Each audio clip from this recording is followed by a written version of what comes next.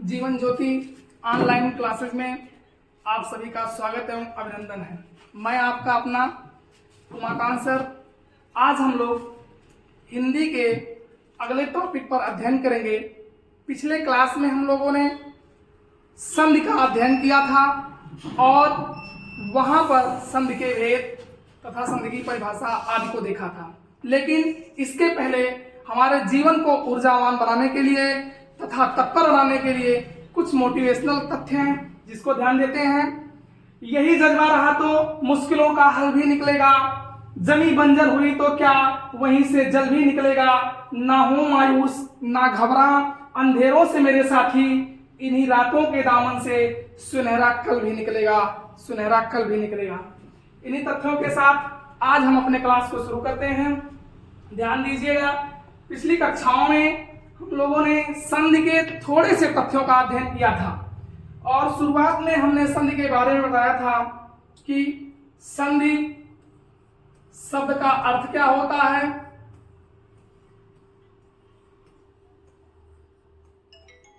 जोड़ या मेल। फिर हमने संधि की परिभाषा बताया कि दो या दो से अधिक वर्णों का जहां मेल हो उसे संधि कहते हैं। अर्थात जहां दो या दो से अधिक वर्ण मिल करके एक नए शब्द की उत्पत्ति करें उसे संधि कहते हैं। फिर इसके बाद संधि के भेद की बात हुई थी कि संधि के भेद कितने होते हैं। तो संधि के 3 भेद होते हैं जिस पर चर्चा हुई थी। पहली संधि हमने बताया था स्वर संधि, यानी स्वर से स्वर का मेल। दूसरी संधि व्यंजन संधि थी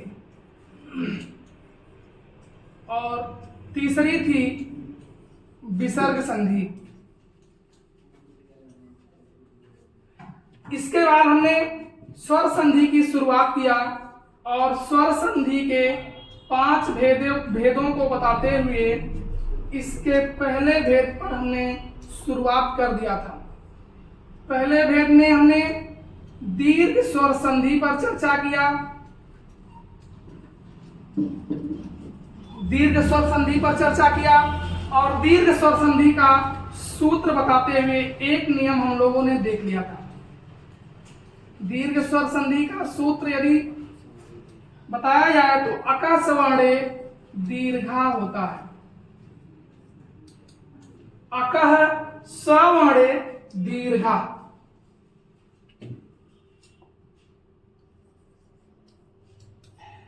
यहीं से शुरुआत करनी थी हम लोग क्लास की।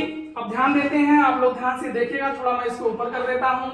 और हमने दीर्घ स्वर संधि का पहला नियम बताया था कि यदि आपको धन के पहले ह्रस्व आ या दीर्घ आ मिल जाए और धन के बाद ह्रस्व या दीर्घ आ मिल जाए तो ऐसी स्थितियों में हम ध्यान देते हैं कि धन के पहले वाला ह्रस्व आ या दीर्घ आ मात्रा के रूप में होगा या किसी व्यंजन में ह्रस्व आ होगा तो छुपा होगा। धन के बाद वाला ह्रस्व या दीर्घ आ बिल्कुल अपने रूप में होगा और इन स्थितियों में ह्रस्व आ से मिलकर के दीर्घ आ बन जाएगा या दीर्घ आ ह्रस्व आ से बनकर के दीर्घ आ बन जाएगा या ह्रस्व आ या दीर्घ आ बाद में ह्रस्व या दीर्घ आ मिलकर के दीर्घ हो जाएगा। यानी हर कंडीशन में दीर्घ आ हो जाएगा। इसको हम लोगों ने देख लिया था। मैंने 2 उदाहरण भी बताया था। यहीं से आगे हम लोगों को पढ़ना है। नियम नंबर 2, ध्यान दीजिएगा साथियों। अभी हम जब स्वर का अध्ययन करते हैं तो स्वर के अध्ययन में सर्वप्रथम आ या आ आता है। अगर देखा जाए तो सर्वप्रथम आ या आ, इसके बाद ई या ई आती है। तो दूसरा नियम आपका इसी ई या ई पर आधारित है। दूसरे नियम को देखते हैं। दूसरे नियम की शुरुआत करते हैं तो ध्यान दीजिएगा, धन का चिन्ह मिलेगा विग्रह करते समय और उसके ठीक पहले हमें या तो ह्रस्व ई या तो दीर्घ ई मिलेगी। लेकिन यह ह्रस्व या दीर्घ ई किस रूप में होगी? मात्रा के रूप में होगी। ध्यान देने की जरूरत है। जो धन के पहले वाली ई होगी ह्रस्व या दीर्घ किस रूप में होगी? मात्रा के रूप में। और धन के बाद वाली अपने रूप में होगी जैसा इसका रूप या चिन्ह या इसका अपना स्वभाव होता है। इसके बाद अब धन के पहले वाली ह्रस्व ई जो मात्रा के रूप में होगी और धन के बाद वाली ह्रस्व ई मिल करके जिस नई ई की उत्पत्ति करेगी वह दीर्घ ई होगी। धन के पहले यदि दीर्घ ई हो, धन के बाद ह्रस्व ई हो तब भी दीर्घ ई, और धन के पहले यदि ह्रस्व या दीर्घ ई हो, धन के बाद ह्रस्व या दीर्घ ई हो तब भी मिल करके दीर्घ ई हो जाएगी। नियम यही है कि धन के पहले या तो ह्रस्व ई होगी या तो दीर्घ ई, लेकिन किस रूप में? मात्रा के रूप में। और धन के बाद भी आपको ह्रस्व या दीर्घ ई मिलेगी, लेकिन अपने रूप में होगी। अब थोड़ा से हम लोग उदाहरण पर ध्यान देते हैं, थोड़ा से ध्यान दीजिएगा उदाहरण पर, यहीं से बात एकदम स्पष्ट हो जाएगी। ध्यान देने की जरूरत है। अगर देखा जाए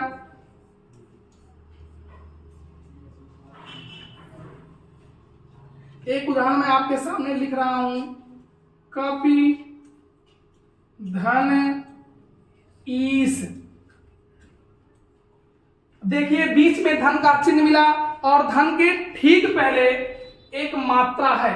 ध्यान देंगे, बचपन से हम लोग मात्रा का अध्ययन करते हैं कि छोटी ई की मात्रा कौन होती है, बड़ी ई की मात्रा कौन होती है। तो धन के पहले जो कप शब्द है, इस कप शब्द में पा पर ह्रस्व ई की मात्रा है। इस ह्रस्व ई को हम बाहर निकालेंगे।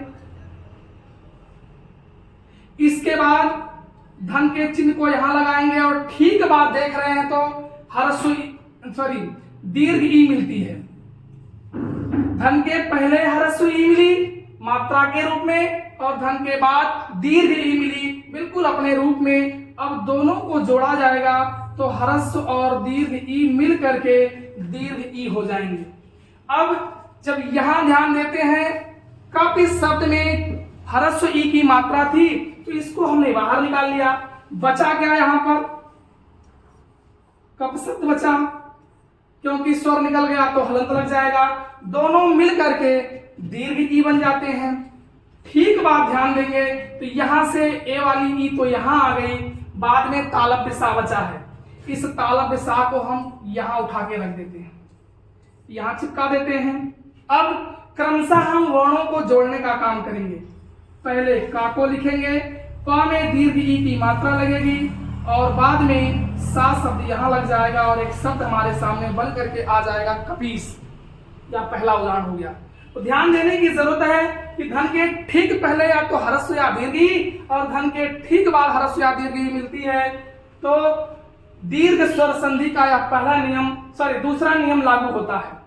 इसके ठीक बाद एक उदाहरण और देखते हैं थोड़ा से। जैसे कई बार पूछा गया उदाहरण है,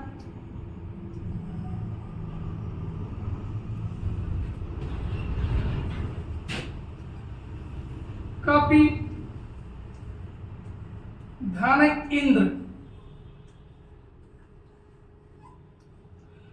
अब यहां ध्यान देते हैं तो धन के ठीक पहले हमें कौन सी ई मिली? ह्रस्व ई, और धन के बाद भी कौन सी ई मिली? ह्रस्व ई। अब थोड़ा से यदि हम नियम पर ध्यान देते हैं तो यहां जाएंगे। नियम हमने लिखा था कि धन के ठीक पहले या तो ह्रस्व ई हो या दीर्घ ई, और धन के बाद ह्रस्व ई या दीर्घ ई हो तो दोनों मिलकर के दीर्घ हो जाएंगे। देखा जाए तो कुछ इस तरह का फोटो हमारे सामने बन रहा है, दोनों मिलकर के दीर्घ ई बन जाते हैं। यही सेम कंडीशन यहाँ है। हम इसको ऊपर करके देखते हैं कि धन के ठीक पहले ह्रस्व ई और धन के ठीक बाद ह्रस्व ई दोनों मिलकर के दीर्घ ई बन जाएंगे। अब जब फिर पा शब्द से ई निकला तो बचा क्या? यहाँ पर कप बचा, धन दीर्घ ई, धन इधर क्या बचा? आधा ना और द्र बचा। इसको जोड़ देते हैं, का को लिखते हैं, पा पे इस दीर्घ ई की मात्रा लगाएंगे, आधा ना और द्र, कपींद्र शब्द की उत्पत्ति हो जाती है। इस प्रकार हमने दीर्घ स्वर संधि के दो नियमों को देख लिया। अब हम लोग तीसरे नियम का अध्ययन करते हैं।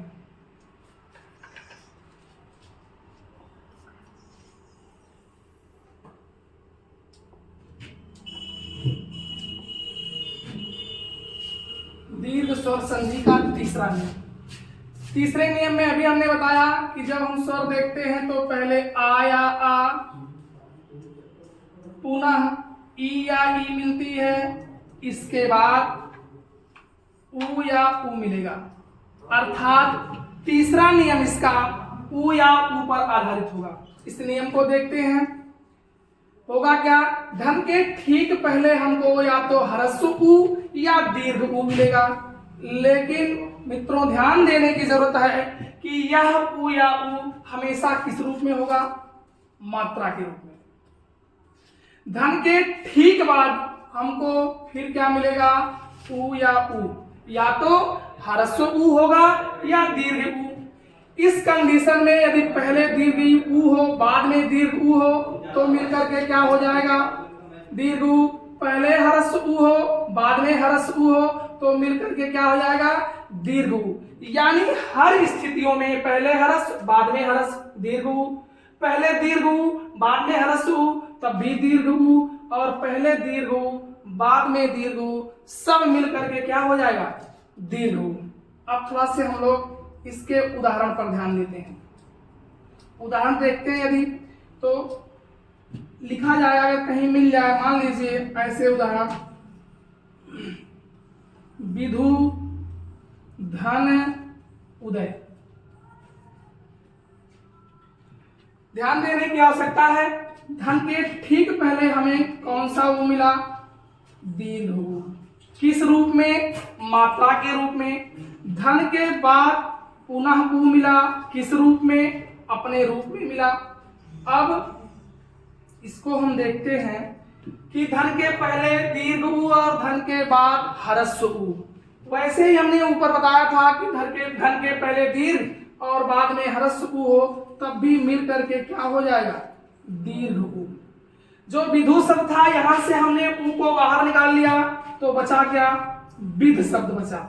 यहाँ हलंत लग जाएगा क्योंकि व्यंजन से स्वर निकलते ही व्यंजन हलंतम व्यंजन हो जाता है, और धन के ठीक पहले हलंत लग जाएगा। धन के ठीक बाद दीर्घ और ह्रस्व उ मिलकर के दीर्घ उ की उत्पत्ति करेंगे, और इधर शब्द क्या बचा, दय बचा। इस दय शब्द को हमने नीचे उतार लिया। अब जोड़ना शुरू करेंगे तो यहाँ बी को लिखेंगे, धा था, हलंत लगा था, लेकिन इसमें बड़े उ की मात्रा लगेगी तो यह पूर्ण व्यंजन बन जाएगा। इधर द को लिखेंगे और यहाँ या शब्द क्या बन जाएगा, विधुदय। इसके बाद अब थोड़ा से एक उदाहरण और देख लेते हैं।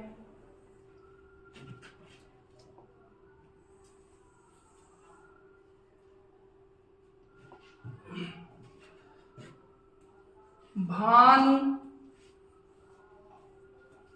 धन उदय।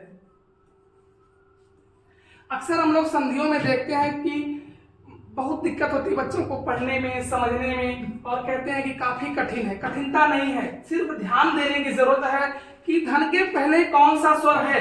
जो भी स्वर होगा हमेशा आप देखेंगे तो किस रूप में होगा, मात्रा के रूप में। धन के बाद कौन स्वर है, इन पर पहले ध्यान दीजिए और इन पर काम करिए। इसके ठीक पहले कितने भी वर्ण हो और ठीक बाद कितने भी वर्ण हो, इससे कोई दिक्कत नहीं, ना तो घबराने की जरूरत है। अब यहाँ हम देखते हैं कि धन का चिन्ह है और धन के ठीक पहले जो एक मात्रा लगी है, किस उ की मात्रा है, ह्रस्व उ की। इसको बाहर निकालिए। बाद में देखते हैं धन के ठीक बाद कौन सा उ है, तो भी ह्रस्व उ है, और किस रूप में, अपने रूप में। दोनों मिल करके कौन से उ बन जाएंगे, तो दीर्घ उ बन जाएंगे। यानी धन के पहले ह्रस्व उ मात्रा के रूप में था और धन के बाद ह्रस्व उ मात्रा के रूप में था। दोनों मिल करके दीर्घ उ की उत्पत्ति कर देते हैं। जो शब्द यहाँ भानु था, उ के निकलने पर क्या बचेगा, सिर्फ और सिर्फ भान बचेगा। धन दोनों उ मिला तो दीर्घ उ बना, और इसके बाद दय शब्द इधर बचा। जोड़ देते हैं, पहले भा को लिखेंगे, इसमें कोई परिवर्तन नहीं, और ठीक पहले जो ना है, इस ना में दीर्घ उ की मात्रा लगेगी। दा को यहाँ लिखेंगे और या को यहाँ चिपका देंगे। एक नया शब्द हमारे सामने बन करके आ जाएगा, भानुदय। इस प्रकार हम देखते हैं कि दीर्घ स्वर संधि का ये दूसरा नियम था। बहुत से उदाहरण आपके सामने मिलेंगे, सिर्फ और सिर्फ ध्यान देने की जरूरत है कि धन के पहले कौन सा स्वर है। जो भी स्वर होगा मात्रा के रूप में होगा और धन के बाद जो स्वर होगा अपने रूप में होगा। यदि धन के पहले कहीं हमने पहले नियम में बताया था कि यदि ह्रस्व आ होगा तो किसी व्यंजन में छुपा होगा, दीर्घ आ होगा तो मात्रा के रूप में, और बाद में ह्रस्व या दीर्घ आ होगा तो अपने रूप में होगा, दोनों मिलकर के दीर्घ आ बन जाएंगे। इसके बाद दूसरा नियम हमने बताया कि धन के पहले या तो आपको ह्रस्व या दीर्घ ई मिलेगी और धन के बाद ह्रस्व या दीर्घ ई मिलेगी, दोनों मिल करके दीर्घ ई की उत्पत्ति कर देंगे। और तीसरा नियम था उ का नियम, धन के पहले ह्रस्व या दीर्घ उ हो, धन के बाद ह्रस्व या दीर्घ उ हो, सब मिल करके दीर्घ उ की उत्पत्ति कर देंगे। अब इस प्रकार दीर्घ स्वर संधि का चौथा नियम देखते हैं। दीर्घ स्वर संधि का चौथा नियम,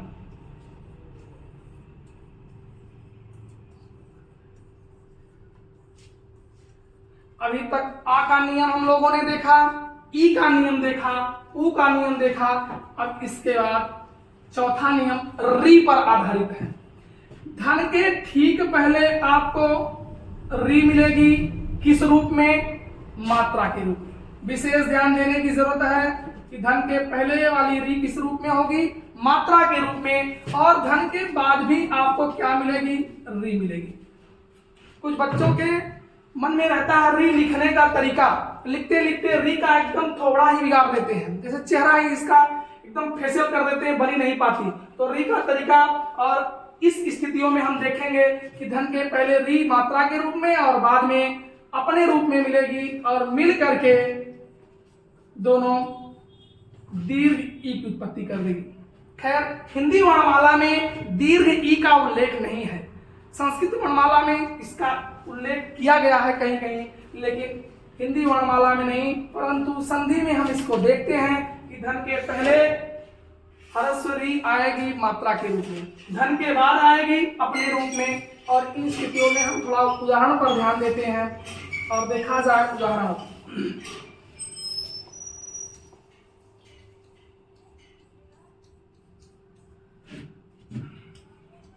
धन का चिन्ह है, इसके तुरंत बाद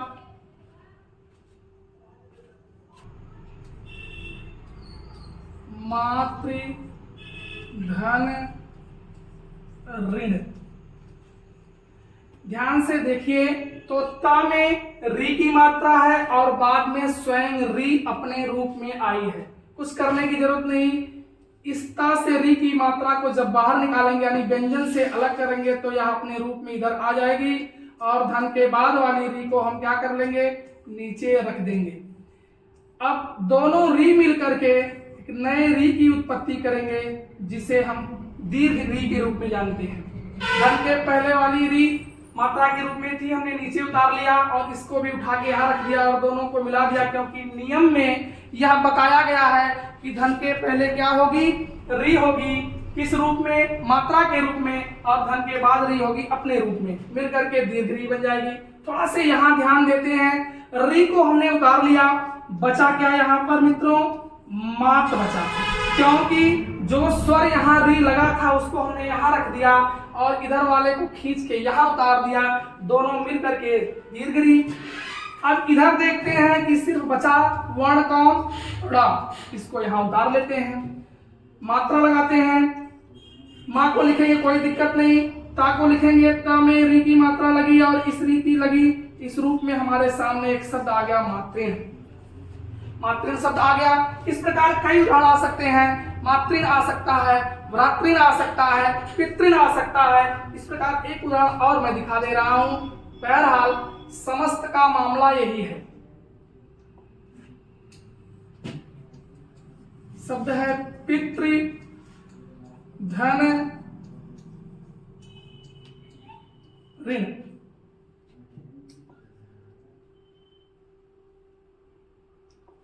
यहां से री को निकाला, यहां से हमको पुनः री मिली, दोनों मिलकर के दीर्घ री बन गई। और धन के पहले जो पितृ शब्द था बचा क्या? पित्त बचा। धन री धनड़ा, यानी दोनों री मिल करके दीर्घ री की उत्पत्ति करते हैं और इधर शब्द बचा पित्त, धन री धनड़ा। जोड़ देते हैं इसको तो ता में री की मात्रा लगाएंगे प्लस रा को उतार लेंगे और नया शब्द जो बन करके आ जाएगा पितृ आ जाएगा। इस प्रकार आज हम लोगों ने छोटे से वीडियो में दीर्घ स्वर संधि का अध्ययन किया। अगले वीडियो में मैं पुनः मिलूंगा स्वर संधि के साथ ही, और जो हमेशा परेशानियों की सबब बनी रहती है गुण स्वर संधि, यण स्वर संधि, वृद्ध स्वर संधि, अयाद स्वर संधि, उसको हम लोग चुरकी के नियम पर यानी मात्राओं के नियम पर देखेंगे। तो आप लोग मेरे वीडियो के साथ बने रहिए, हमारी कोचिंग पर आप अपनी दया को बरसाते रहिए, सब्सक्राइब करते रहिए। धन्यवाद मित्रों, मैं आपका अपना उमाकांत सर।